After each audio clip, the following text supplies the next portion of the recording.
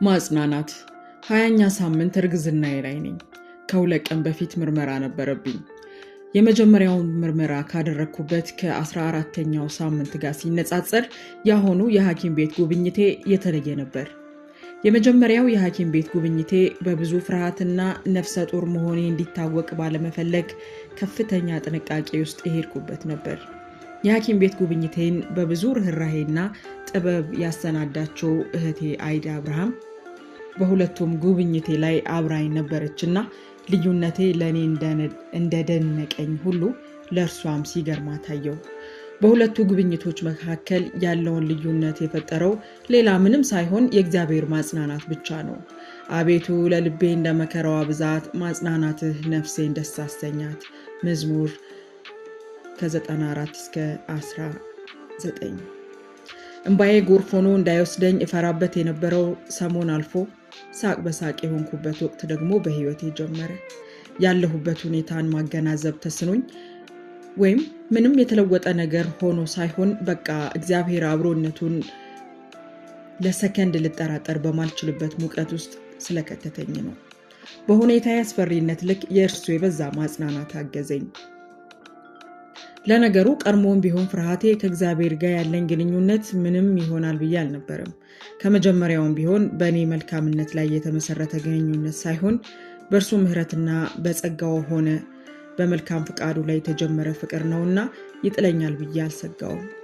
ሕይወቴ እንዲህ ባለው ደረጃና በተገለጠ መንገድ አይሁን እንጂ ወደ ጌታ በቀረብኩ ቁጥር መልካምነቴን ሳይሆን በየዕለቱ ድካሜንና ለመብቃቴን ከሚያስረዱኝ ሁኔታዎች ጋር የምፋጠጥበት ነው። ነገር ግን ለቤተ ክርስቲያን መታነጽና ጌታ በረዳይ መጠን ሕይወቴ በሰማይ ላለው አባቴ ክብር እንዲሆን አኗኗሬም ዓለምንና ስርዓቷን ይሆን ዘንድ የዘወትር መሻቴ ነበርና ያ በተገለጠ ሁኔታ ተጎድቶ በተገኘ ጊዜ በብዙ ላይ ሊፈጥር የሚችለው ጉዳት በማሰብ ነበር ሐዘንና ጭንቀቴ። እግዚአብሔር ሲያጽናና ድንቅ ነው። የትኛውንም ከባድ ሁኔታ ከእርሱ ጋር ቀላል ነው። እንደ ቃሉ አእምሮን የሚያልፍ ሁኔታን የሚለውጥ ሰላሙ ደህና ያደርጋል። እንኳን አምላኬ እርሱ ቸሩ ጌታ ሆነ፣ እንኳን የማውቀው በመረጃ ብቻ ያልሆነ፣ እንኳን በሰሚ ያላወቅኩት፣ እንኳን በአስተርጓሚ ያላወቅኩት፣ እንኳን የልቤ አምላክ ሆነልኝ፣ እንኳን የማወራው የሚያወራኝ ጌታ ሆነልኝ። የቅርቤ የጓዳዬ ጌታ መልካምን ብቻ የሚያስብልኝ እግዚአብሔር ፍቅር ነው።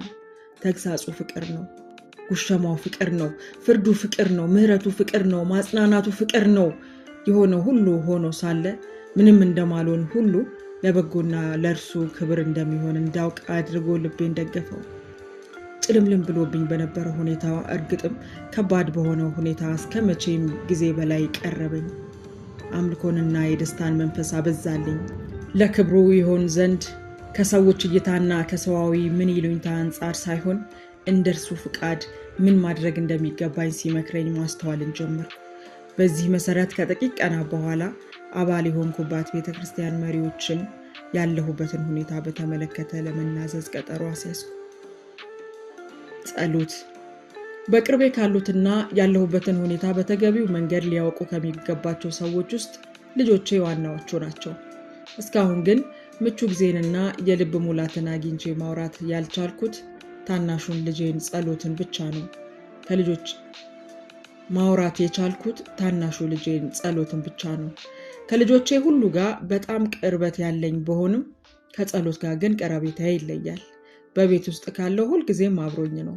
ከጸሎት ጋር ያለኝ ግንኙነት የተለየ የሆነበት ምክንያት ታናሹ ልጄ ከመሆኑ በተጨማሪ በሕፃንነቱ የነበረው የንግግር መዘግየትና ተያይዞም ሊሆንበት ይችላል ተብሎ የተጠረጠረው የኦቲዝም ሁኔታ ነበር። አዎን ነበር።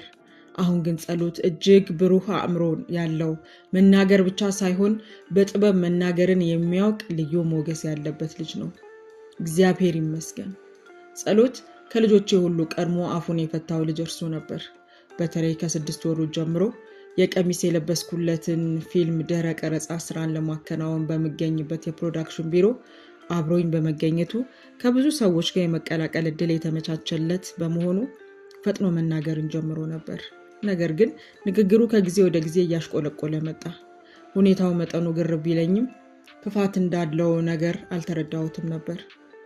የ4 ዓመት ልጅ ሲሆን ሁኔታውን የተመለከቱት የአባቱ የቅርብ ዘመዶች ግን ነገሩን እንድናስተውልና ፈጥነን መፍትሄ እንድንፈልግ አሳሰቡን።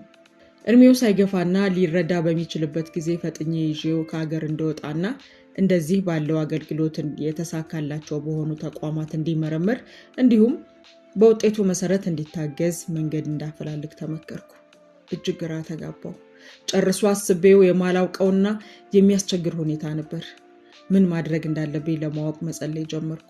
የጸሎት አባት ምንም አይሆንም ያወራል ብሎ በእምነት በመናገር እኔ የነበርኩበትን የጭንቀት ዓለም ሳይቀላቀል ቀረ። ወገኖችን በጸሎት ያግዙኝ ዘንድ ለመንኩ።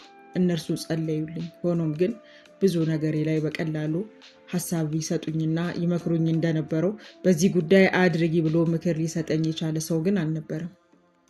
ብዙ አማካሪ በሚያስፈልገኝ ጉዳይ ጣልቃ መግባትን የለመዱ ወንድሞችና እህቶች በዚህ አጋዥና አማካሪ በፈለኩበት ጉዳይ ላይ ግን ዝም ጭጭ አሉ።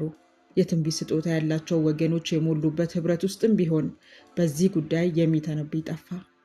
ትንቢት ከሰው ጭንቅ ወይም ከተንባዩ ፍላጎት የተነሳ ሳይሆን እንደ እግዚአብሔር ፍቃድ ስጦታው ባላቸው ሰዎች በኩል መንፈስ ቅዱስ የሚናገረው እንደሆነ ያኔም ብረዳም ከዚያ በፊት እንደፈለጉ የተሰማቸውን ሲነግሩኝ ነበር እንደቆዩት በሚል የጥርጣሬ ፈተና ውስጥ ገብቼ ነበር። ጸሎትን እያየሁት ልቤ ያዝን ነበር። ራሱን መግለጽ ሲያቅተው የወደፊቱን እያሰብኩ በጣም ማዘን ውስጥ ገባው።